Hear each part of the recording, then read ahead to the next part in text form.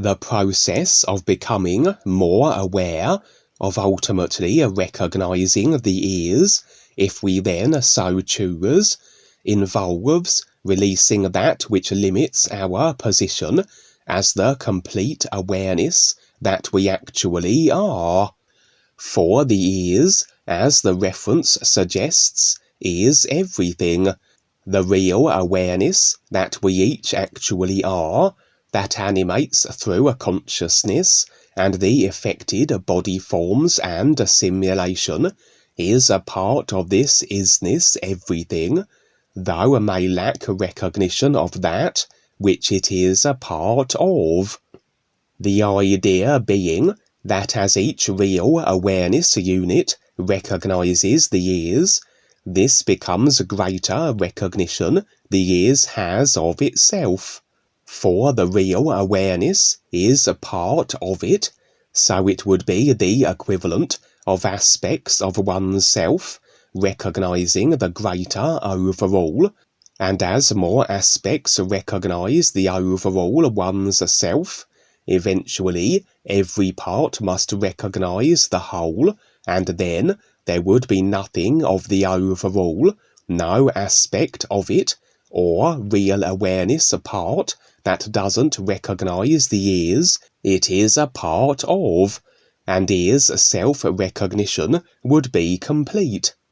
That this process is ongoing presents us then with the situation that the is currently, seemingly, is not then in full recognition of itself, or why then the necessity for the creational process of real awareness units going through a creation for the purposes of is recognition through the comparison that everything creational provides, to recognize what is real, the is, by comparing it to what isn't, the simulation, the personal self, and every idea created via the 5 body vehicles.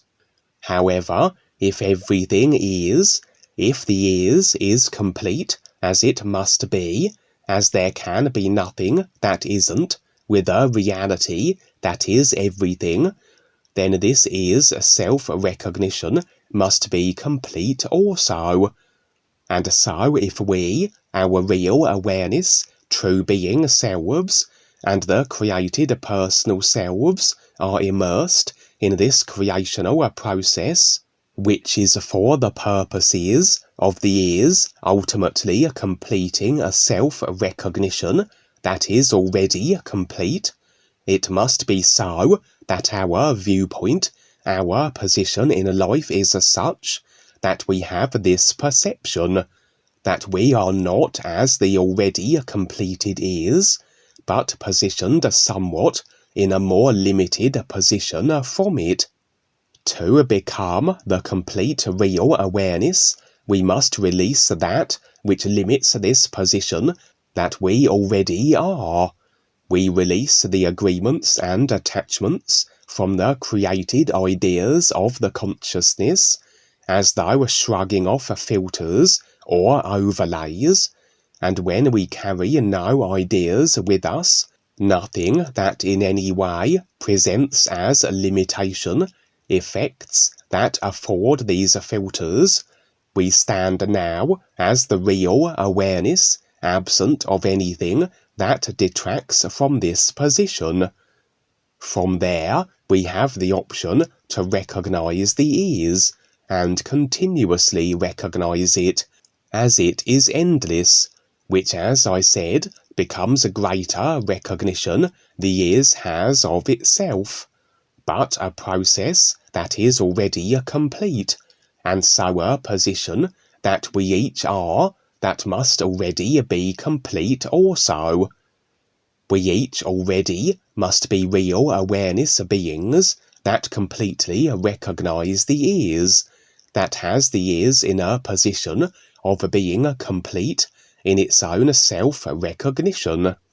And so, just as it is in creation, with our positioning being less than standing as the completed awareness that we are, Through limitations we hold to that position ourselves accordingly, it follows the same principle applies here, as we move into a recognition of the is, and continuously so, that we are not becoming more aware, we are not beginning to recognize, and then continuously recognize the is. We are constantly removing our self-limitations that present us as standing in positions other than as the complete is, recognizing real awareness position we each must actually be. It does then beg the question as to why these imposed self-limitations were applied.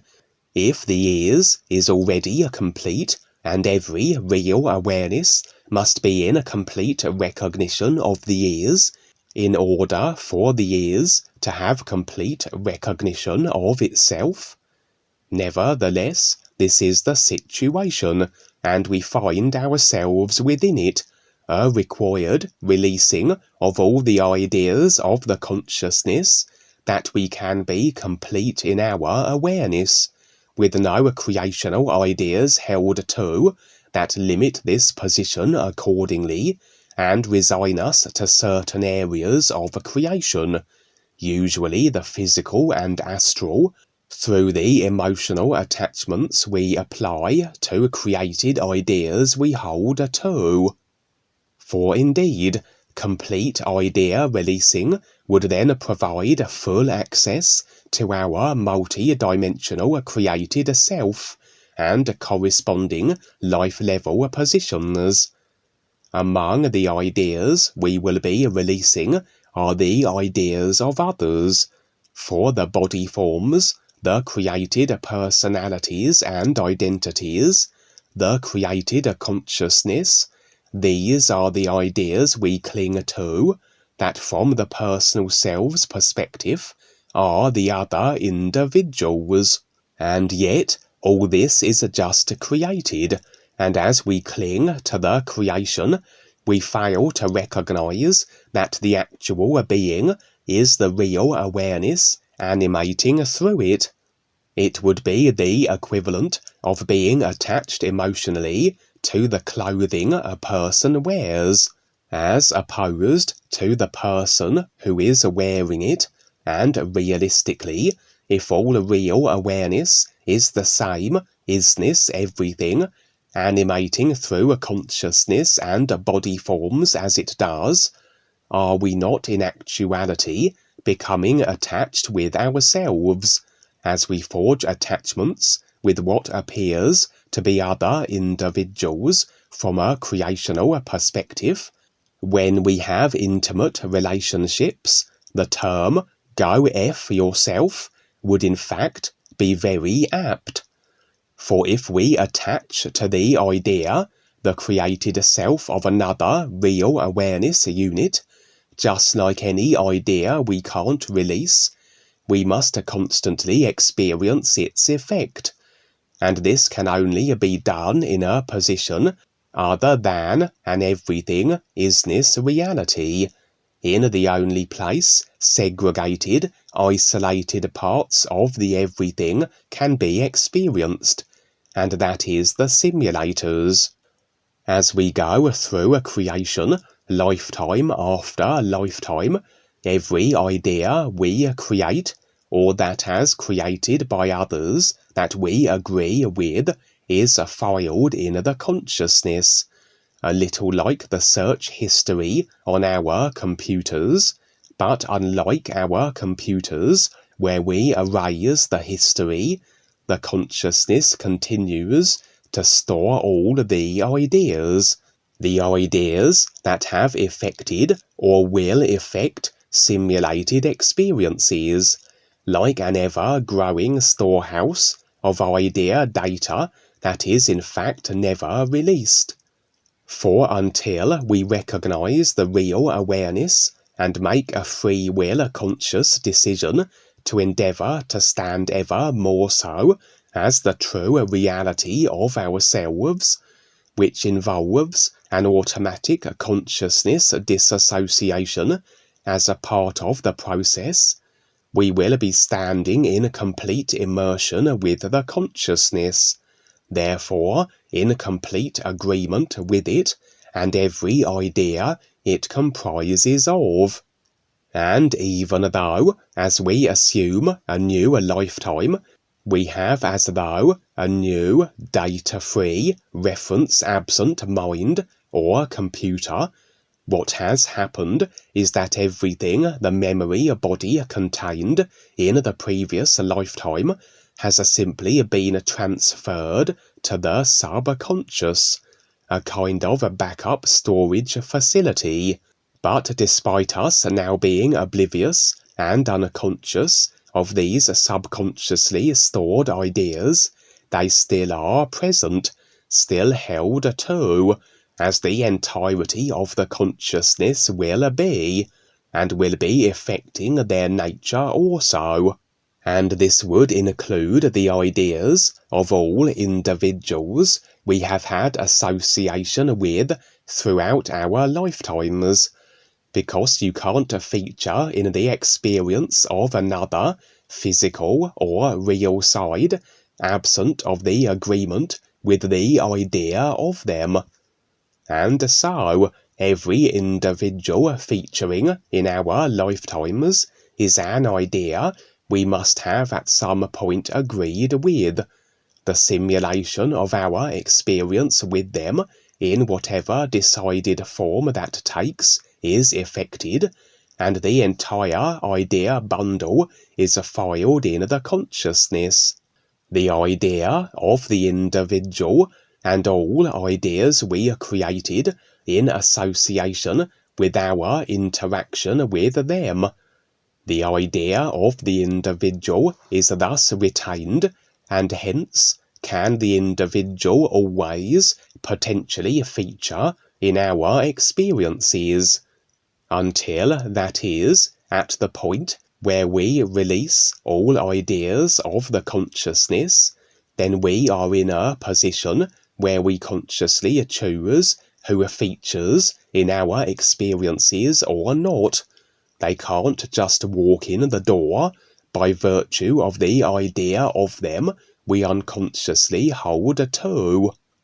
In addition, will those we have had constant affiliation with represent a certain consciousness inclination or intent, that in order for us to remain in association, to share experience with them, we would have to align our intent with theirs, for you can't very well share consistent experience with a football player if your intent, desires and choices are placed elsewhere, as a boxer, say, although certain experiences may align.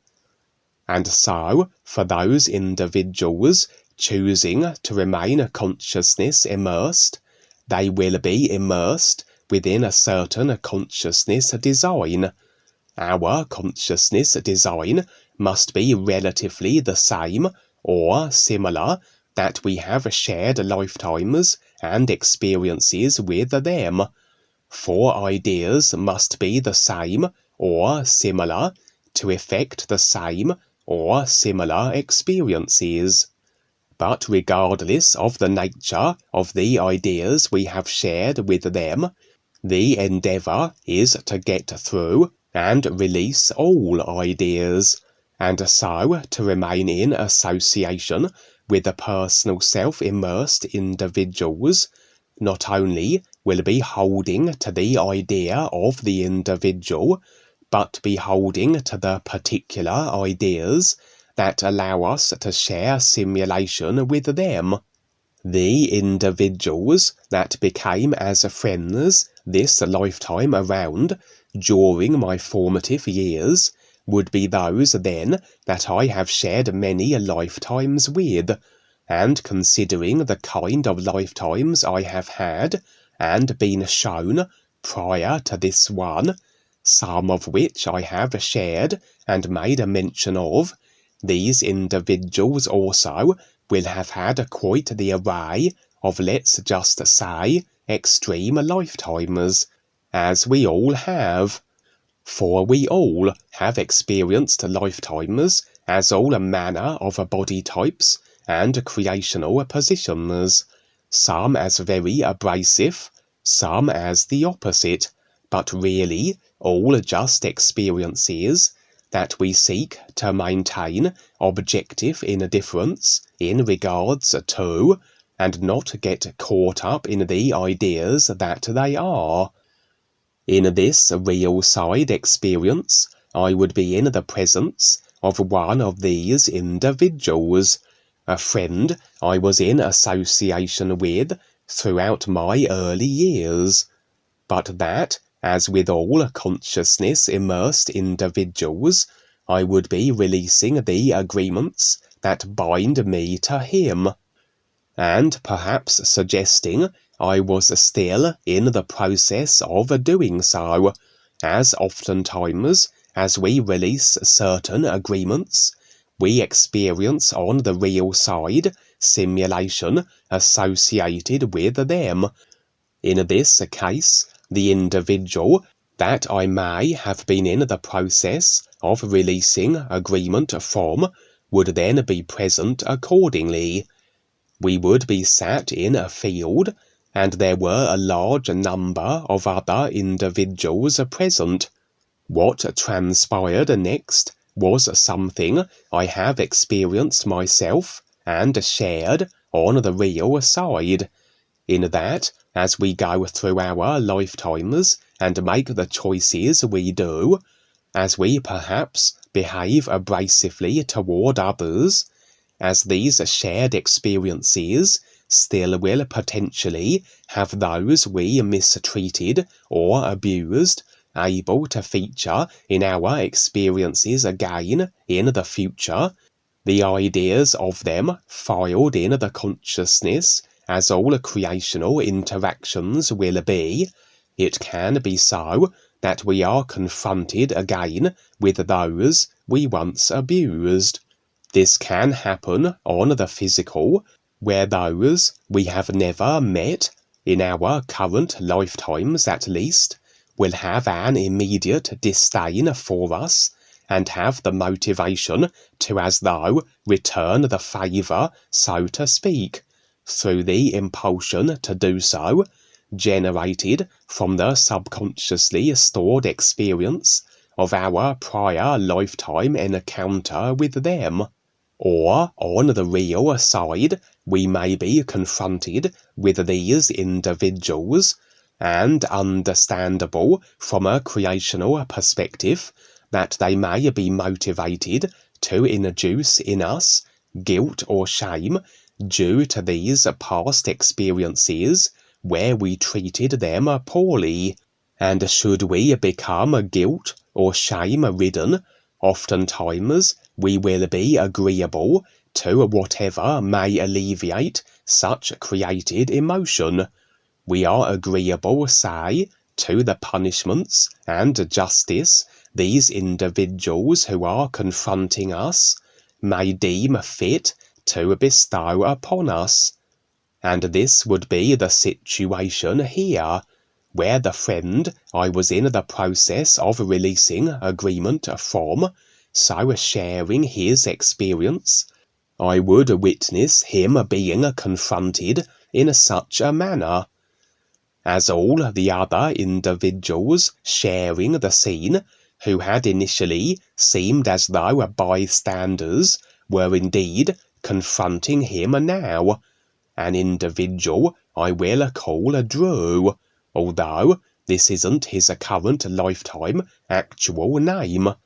The atrocities Drew had perpetrated on the crowd gathered around him had the effect of reducing Drew into an extreme guilt-ridden state indeed, and he would then be in a very susceptible state of persuasion, agreeable to whatever they dictated as his fate, that his guilt be dispersed. As such, he would be dragged from the scene, I would follow as he was hauled into a very ominous-looking, multi-layered dungeon. He would be taken to the uppermost floor with a small group who presumably would be administering his punishment. The vast majority of the crowd were to remain on the ground floor and neither participate or observe what was transpiring with Drew, but they seemed satisfied enough that in their consideration justice was being served and delivered. I also entered the dungeon, and although permitted entry, just like the majority of the people here, I was not permitted access to the floor Drew currently was on. In my presence also was my father, but impressions revealed this was a form being assumed by a real guide, as they often have a tendency to adopt the outward exterior body types of my father or grandfather on the real side. I became somewhat disenchanted with what was taking place, although the idea of my presence was simply as a simulated byproduct of my agreement releasing with Drew, and the experience being shared with him might be construed as just happening to coincide with this situation. Although nothing happens without reason, without intent or agreement, without potential awareness gleaning, viewpoint, and is recognizing through a comparison opportunity. The guide, sensing my disquiet, would place a restraining hand on my shoulder. He would advise me not to interfere. Though unable to help myself, I would shake off his hand and declare to the group gathered on the ground floor how everyone should just get over and let go of whatever experiences had been previously shared between Drew and the people here, or this would simply be ideas binding them that continue to affect their nature and spiral all involved into a perpetual, endless shared experience in the future. But with all the individuals being somewhat your unaware variety, this made little sense to them. And so I would brush past them and make my way upwards to the top level of the dungeon where Drew resided. They continuously forbade me, but were unable to prevent me. Adamant was I to proceed. On reaching the top floor, I would enter a chamber where Drew wasn't being tortured, as I suspected might be the case. He was simply being restrained. Standing in the chamber were the smaller group that had accompanied Drew to the top floor. They were dressed in robes and uttering various incantations, and in the midst of curious rituals. And although they didn't prevent my entry, they advised me to stand clear of the restrained Drew, that his restraints were necessary for everyone's safety. And as they gestured, I could see that Drew's form had changed from that which it had been, his current lifetime human form, to that of a distorted, demonic-like body type, scaled skin, horns, wings, etc. My impressions were that during the lifetime where Drew had abused these individuals, he had been as this body form, now restrained before me. His victims had, however, been human, just as they were here, but from an era in human history that would be placed around, say, the Middle Ages perhaps.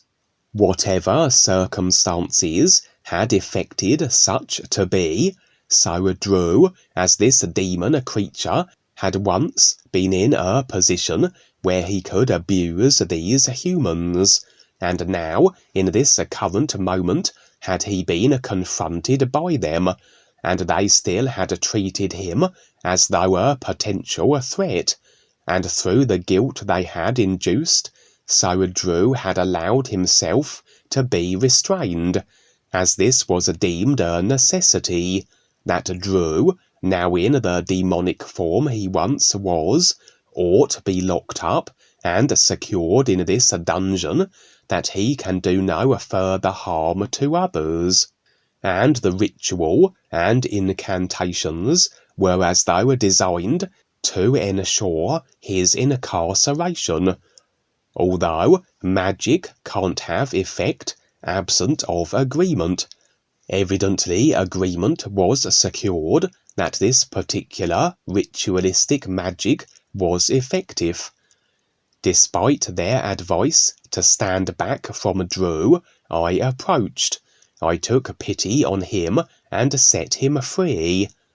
Interestingly, as it transpired, as impressions revealed, not only had I shared many lifetimes with Drew in various body forms and creational positions, but also the lifetime where he was this demon, for I had been a similar demonic-like being also, and together we both had wrought atrocities and abuse upon humans, and as I released him, it's as though I not only then momentarily re-established my attachment with him, but additionally did I take on the same demonic form that he was, the forms we both were during that shared lifetime.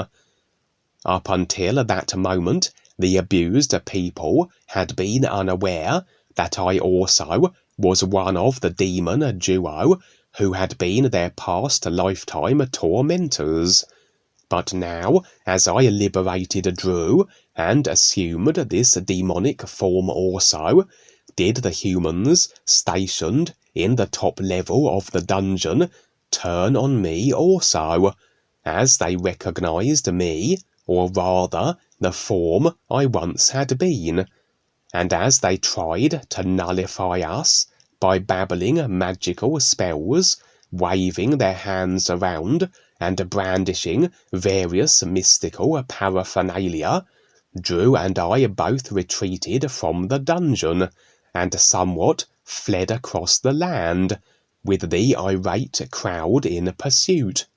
Our demonic wings, however, were not just for show, they were fully functional, and an aid to our successful escape, as we left the humans far behind. Drew would maintain his demonic form, as he rather had been reacquainted with it, and basked in the emotional attachment he had with such a form, and indeed intent and inclination for abrasiveness he once embraced. I, however, would shrug off the form and consciousness design in association with it that was present during the lifetime we both were such, for I had no desire to retain attachment with it. It had simply been a kind of a by-product, momentary assumption, through my temporary re-established agreement with Drew, due to my choosing to involve myself in his situation. He was dismayed that I would choose such. He wanted that we remain as we once were, demons causing mayhem, but I would decline. What followed was him then hunting me. It seemed that no matter where I went, there he would be, in his demonic form, and always would proceed to attack me, as though his consideration was that I had betrayed or abandoned him. For through my temporary reattachment to him, so this opened a door where he could always feature in my experience, and although his efforts at destroying me were unsuccessful, for although individuals may try to harm or kill us, unless we have agreement with them that they can, their efforts will be met with a failure, but he would continue to attempt to do so. The only way to extricate myself from this continuous situation was to release fully my attachment and agreement to him, which I had been in the process of when this experience view began. And so little by little I went about the process of doing so. Sometimes agreement and attachment releasing can be immediate, sometimes it's rather drawn out according to its nature, the nuances of it, the ease by which the personal self can let it go, etc. But as I went about it, throughout my doing so, Drew, in his demonic form, still was attacking me, still with no success. But it was as though, with each successive attacking attempt, his form was fading, as though becoming less substantial, like a ghost, and eventually, in a final scene, I would be as though flying a plane, or rather, it was flying itself, as though my real awareness were piloting it. For my simulated form was busy struggling to extricate itself from as though organic snake-like bindings that completely covered the entire body form. As the moments passed, so I was able to tear free from the bindings. This rather represented the restriction of the agreement and attachment I had with Drew being unravelled and released. The overall idea of doing so expressed as my being in a vehicle above the ground, the plane, an indication of the intent for such being that which was more ease-orientated, the releasing of limited ideas to facilitate the recognition of the true reality, etc., and the ears often as represented as the endless sky, the ground being more creational. And throughout that which I was going through with my personal self, as I finally did break loose of the bindings and break attachment and agreement with the idea of Drew, the plane was always being flown. The real awareness always was there, animating through all ideas as can be represented by vehicles. But to be that which we actually are, the real awareness, so this consciousness facing and releasing of the ideas that it comprises of, including all individuals we have ever had association with, is a must, and we can choose to involve ourselves in the affairs of others, but as this experience also reveals, we tend just immerse ourselves in more effects we then must deal with, and really with those who are resigning themselves to their consciousness and personal selves, as Drew would be an example of, does it make sense to do so? Just as Rebazar in The Tiger's Fang advised Paul, as the bar brawl broke out, to just let them kill themselves, as it was here in this experience, where the guide advised me not to interfere. But then, had I not involved myself, this experience never would have rolled out as it had, and further valuable viewpoints and references for comparisons to recognize the ears by would never have been made available. And really, the experiences don't matter. It's all about the focus with the real intent of is recognition, maintaining our nowness real awareness position, and then we just choose and decide the ideas we do that will affect the simulation that they will. Yeah, you took the risk, and I know what it's like too. I've at times been told, don't do that or whatever, and I just did it anyhow, and it's all okay. So you see the end result and you get the experience. And also sometimes it's a little bit of a test to see if you will do it, actually. And so, yeah, you always survive. You know that now. And yeah, what you're sharing, it's just terrific.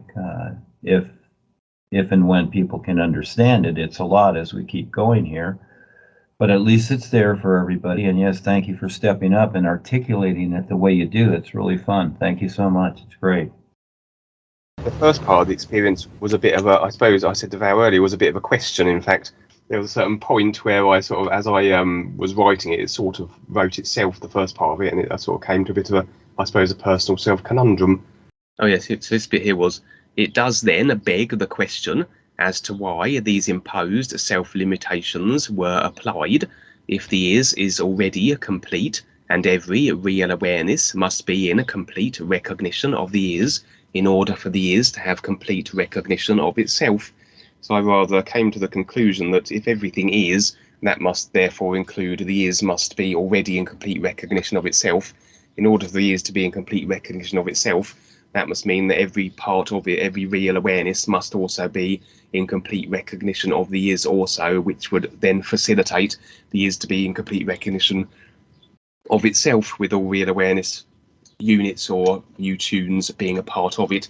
And so my pondery was that therefore how can there be a position, or at least a view, where the is seems to not be in complete recognition of itself, hence the creational process we are in which facilitates each real awareness's ability to recognize the is, which then becomes the complete recognition of the is, which in theory, which theoretically must already be complete as things currently stand. No, that's good, Kevin. You actually, that part there that you just said, well, it's recorded.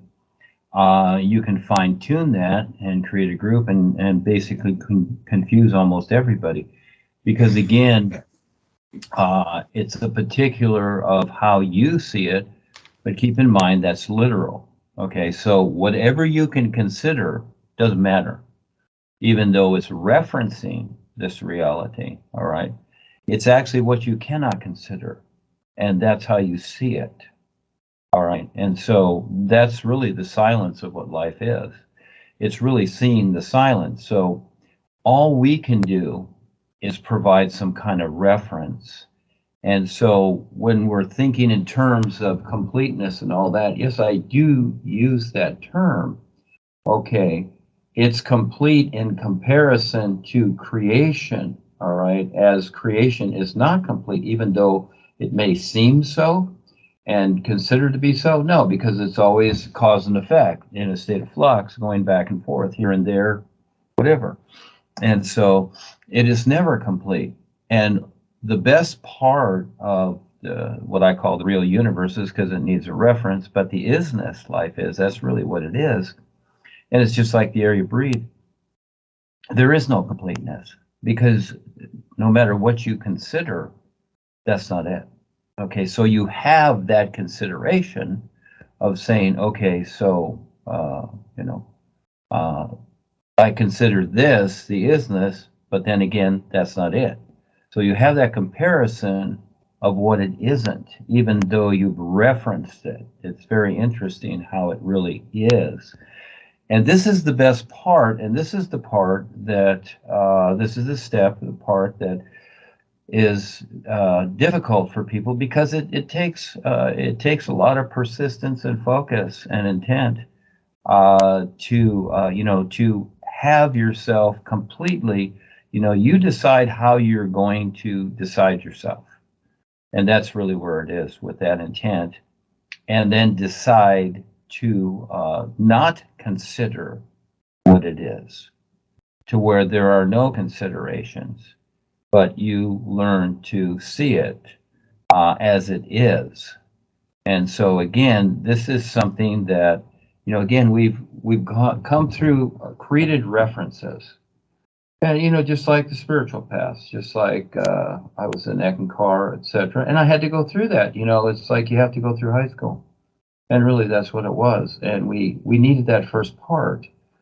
And Paul just brought it around new, bringing something around new, because that's how the human consciousness is.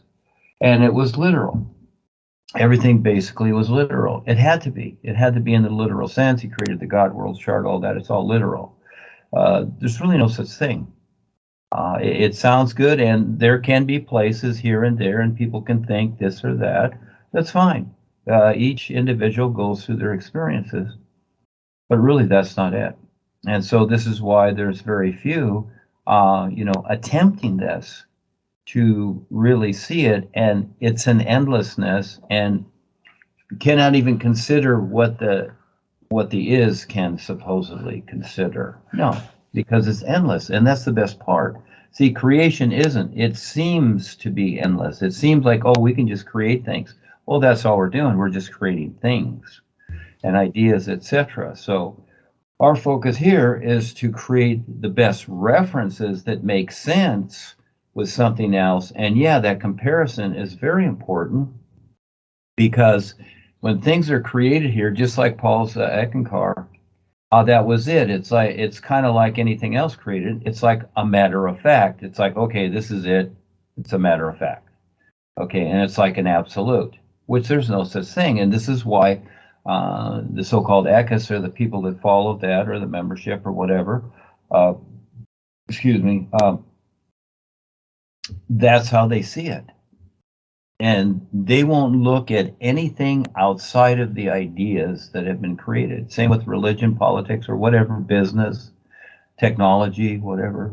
People think that, technology is the ultimate. But actually, these become control factors, and the people involved don't even see that.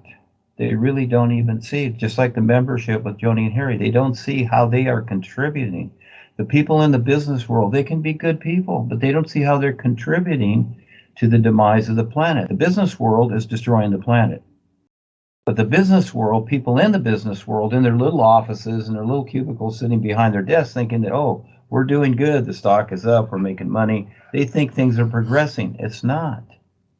It's not, because they don't see how creation works and actually is the cause and effect of it. So actually, the more they create, the worse it's going to get, because everything they're creating is distortion. Unless it goes along with the natural environment here, just like a tree growing, losing its leaves, and regenerates itself with those leaves and those minerals going back and forth, keep circulating, etc., until it becomes aware. That's the whole idea. But now with distortion comes in, where somebody sweeps the leaves away, and they start giving the tree, fluoridated water and bad fertilizer, etc., etc. All of a sudden, the distortion comes in, and that cycle is, it's interrupted. And so comparatively to the true reality of life is, and I like explaining this because it's the real point that's being referenced. And this is where, again, people get lost in the references. They will read the books and say, well, Duane is referencing the all is or whatever, and it's like, I love the all is and whatever. But actually, that's not it either. Until you really can see it, okay, until you are really aware to see it. But then that's endless too. And that's the best part. It's endless. And you cannot consider it. And that's where the real awareness opens up to become aware of it, when it stops considering anything at all. There's your real awareness. So this is where we have the personal self, and it considers things. I have that too, and there's a difference. And so, but I've decided to stay here and help others, like Revizar and all, and some of the other boys, etc. And Paul still has bodies here, whatever. They've decided to help others because this creation bubble is wrapping up, is what it's doing. And now the time is like, okay, we got those last few seconds there, like in the James Bond movie when he's trying to defuse the bomb. He's got so much time left. And again, it depends upon the agreement. And so all of a sudden, the real guys have a lot to do because they like to be busy. Okay. Because when I first took the rod of power, it took me a while to figure it out, and they were just kind of standing around. It's like, okay, we need something to do. It's like, well, when are you going to do something? Well, it took quite a while and many years to really figure out how to gain the momentum to get something going. And Paul went through this too. It does. It takes many years. And just like in the Tiger's Fang adventure there, he when he came back, he says, I still have not found myself. Yeah, because it takes a while to recognize. He was thinking in terms of God realization, the old idea for self-realization and God realization. These are labels. They're bumper stickers. That's all they are. So you can carry them around and think, well, gee, I have self-realization. Now I'm going for God realization. I'm looking for a store that sells a bumper sticker that says God realization. Who will make that up? So this is the funny journey that we have went through to this present time to really sort it out and to focus. And that's why, again, there's very, very few. But as we keep putting it out there, especially on the real side and through your experiences and others, these other individuals that have caused all the trouble, etc., and just like your experience here, they have a choice. The old habits run deep. They really do. And so to spark the awareness of others, and I take that on too. I confront things and I take it on too. And I'm beaten up by it or whatever, especially physically or whatever. I got aches and pains and dizziness and everything, but I still stay focused because I know I'll get through it or I'll deal with it. Just to provide this because it's real and it helps me as I help others, etc. See this reality, and I like figuring it out. I like the challenge of figuring it out. But many people just take it for granted. They just, this or that. They don't step up. They don't do anything. They just read a little bit to do the NUUU, and then they go watch TV. They don't really have the real intent, and so they're brought along, and it's shown that on the real side. But there's a lot of decisions that have to be made to really see this. But again, the best part is that when you can learn to see the that there is nothing considered with this reality because it's far too real. You cannot consider it. It's far too real. And that's been my experience to where I just reference it the best that I can, but in no way can you consider this reality. And again, this is where people will get stuck, and they will, just like all the groups and the books I've created, they'll get stuck there too, because they're going to use what they've been taught. We've been raised in a literalized society that controls us and tells us how to think and basically act too. But again, the individual makes the choice. Okay, we make the choice, but we have that basic upbringing where we've been literalized according to the systems that exist. Politics, religion, which are the same thing, business, which is really all the same thing too, technology, that's all in there too, because it's all, if it's earthly or alien or whatever, all these systems that have been created, the schooling system, the educations, whatever, and all these things that people aspire to, getting diplomas and getting better jobs and whatever, everybody's been geared to think in that particular way. So when this comes along, of course, they're going to try and apply that to what is being presented here until they learn to see through it, and even through the real side experiences that they're having to provide that real awareness. And that shows up on the real side, and it will be shown step by step, and life and the real guides can see it. And so it starts off by your intent, of course, and you decide that. And you decide to clear out these attitudes or whatever to really see it. And so the isness itself, you might say, will grant the individual awareness when they're capable of handling it. That's the difference. So it's just like when you're at the workplace, you start off as the janitor or security or the busboy or something, but to be president of the company and manage all that, That's going to take a while to have that awareness and be able to manage it. You know, it's just like a lot of people, they go buy lotto tickets and they want the big money, and a lot of them win it. And then they squander it away, and it even ruins their life because they don't have the awareness to handle it. That's the difference. So when you decide, are you going to step up, and are you going to handle it? Are you going to face it? You know, when you have this awareness, and the real guides, they'll test you along the way, etc. But you decide also your focus, to keep that focus. And I've seen it come and go many, many times. And I know. And I've gotten very discouraged myself with what goes on and wanting to accomplish things. My intent's always there, but sometimes the focus would go here and there. I just have to kind of give myself a rest, but I know how to refocus, etc. Because the personal self goes through a lot. It's the beating ground here. This is the hard place to you know, keep that intent going with the real awareness. And so you know, we all have to go through it. But just to let you know that yes, that's the best part. Is that there is not a completeness. Comparatively, it would seem as though yes, because nothing is complete here. So we'll use that idea. But that is just a reference. So again, there are no absolutes. And is the all aware of itself? I would say no. And I'm not concerned whether it is or not, because it's endless.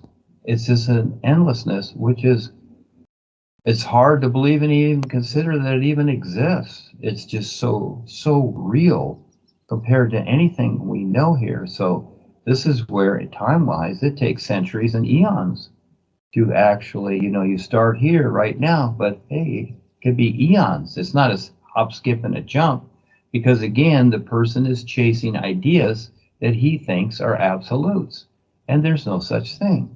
We've been taught absolutes here. Oh, the government, you know, they rule over everything, and then there are the gods that rule, and they are the absolute, all-knowing, etc. We have been taught and literalized to think in terms of absolutes, and there's really no such thing. There's creation, and then there's this endless unknown, and each person decides if they want to explore that and learn to see it.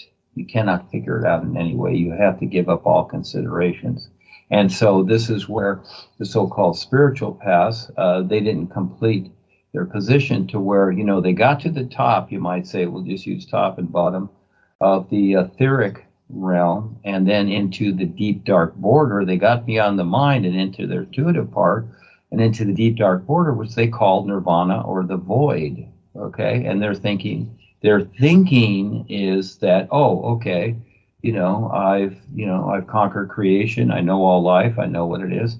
No, not even close. Creation is not life. Creation is a simulator. We know that now. And so, no, they've just reached a point where they're able to see what's going on in creation according to the mind, etc., and the five bodies, but not seeing what else there is, because it's invisible. It's invisible seeing, and it's awareness. So their consideration has brought them to a certain point, those who have done that, and it's valid experience. Everything we've gone through. Whatever it is, doesn't matter. All that matters is that at some point we decide to really become more aware and recognize what's real as opposed to what is not real. And you're not going to find that in the so-called spiritual books. You're going to find just a lot of pretty words put together that sound good for the personal, literalized self. And I was there too with Paul's books. They flow. They're really good. They're fun to read. But that's not it. That just keeps you in your personal self feeling good and happy and whatever. And that's part of it. You know, you have that personal life here, but that's not what's real.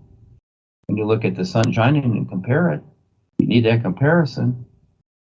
What else is there? Are you seeing something else? What is it that you're not seeing? So again, they don't use the comparison aspect. They don't use that reference at all that there's something else. they have defined it as, well, there's a God, there's angels, there's the devil, whatever, all these ideas, okay, all these spiritual groups and whatever, they're the masters, the gurus, the ancient history, whatever, all this stuff formulated, literalized in creation. That's all it is. It's a ball of literal stuff. But while we're here, we utilize it and reference it to see who will wake up and step into that unknown position of seeing something else, more so than even their intuition, because you need that intuition to eventually gain insight to recognize the real awareness. That's how it works. But other than that, just because you're an empath and you have intuition, you can see things, or you see the guys or whatever, doesn't mean you see the real side. I've dealt with many psychics and seers. They didn't see it. They're standing right beside Rebazar and being with them and helping, whatever, doesn't mean they see it. Yeah, I know, it's amazing. I'm amazed myself. And I've gone through this, and that's not it. But again, each person chooses their position, because most of the time, even though they were good seers, their personal life was more important to them. In other words, you take care of your personal life, but you set up your preferences within yourself according to your intent. That's very real.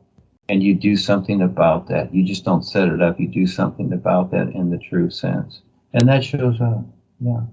But in the physical, it can be harder, and we have this personal self, and you have to deal with others and their attitudes too, and it's always not easy. So there's usually friction there, because again, cause and effect is friction and agitation, and this is how it is. So we're at the bottom of the barrel, which is the physical life reality, and we bump into each other, yes, even with our attitudes, without physically bumping into each other. It all becomes funny, doesn't it? So this is why I try to use a little bit of humor, but most people aren't interested, because they're only interested in what they can get for themselves, and they don't even see their own attitudes as they walk around bumping into things. But it's whatever. We all make choices. So again, having the focus, and then learning to become more aware, and learning to see that invisible reality. Yeah, that's the best part, and that shows up on the real side. But in the meantime, yes, Kevin, your experiences are terrific, because you add to this to where who in the heck else is doing this or can even consider it, you see, because you're willing to do it. You're willing to take the risk. You're willing to step up and share it. That's why the boys give you the experience. And everybody, there's so many people that want experiences, but will they earn it? Will they step up and really do it? Will they prove themselves? No, not everybody. I had to make a lot of adjustments in my personal self. The boys even told me that, they, in the beginning, they said, we like you, we're talking the real awareness, but that personal self, we got a lot to deal with that. And yeah, and at the time, I was what I was. And so going through all the process to get here, yeah, it's a whole lot, and still doing it, still making adjustments constantly. I'm not the know-it-all. It's not about that. It's not about me. It's about what life is. And I could tell people about experiences all the time that I have, but I don't do that. I like to hear other people's experiences, and we work off of that, because it's all for you. This is all for you. I'm just a reference here, just referencing the real guides and the real universes, because it's about the isness. And when you have that focus, that it's all about that, and you learn to see it, there's your real love affair. Yeah, it's a love affair. It has to be a love affair. And you decide that, and it knows that, just like two people in love, but more so. It's a real awareness love affair is what it is. But you decide that. Each person decides that for themselves. That's what it must become. It's not just that, oh, I know about the is. What is that? It's like the girl down the street. It's like, oh, I know about her. But when you have a relationship, and that relationship becomes agreeable, both sides, and recognize it, that's where you become aware. And this is how it is with the is. You decide that. So how is it that you can fall in love with the sun shining? See, more so than anything else. But you decide that, and it's all possible. Everything's possible. And so this is where we each decide as we figure it out. But for the most part, most people want to cling to their personal attitude, which is understandable. And this is what's far out about all life, is that we all can make a choice and we can all have whatever we want for as long as we want. And just like in your experience, Kevin, where your friend there, he seems to want to stay in his old routines. Well, you know, he can stay there as long as he wants. It's all okay. But what's so cool about how life is and the real guides is they come around and they give people the opportunity on and on and on and on, you see, etc. And the experiences that he's gaining and you've gained, that's made you tough and more determined. It's a determination there that, when applied, becomes a real necessary focus to help you, provide yourself with that intent and to eventually recognize this reality. So it all adds up cool. Okay. Yeah, thank you very much, Kevin.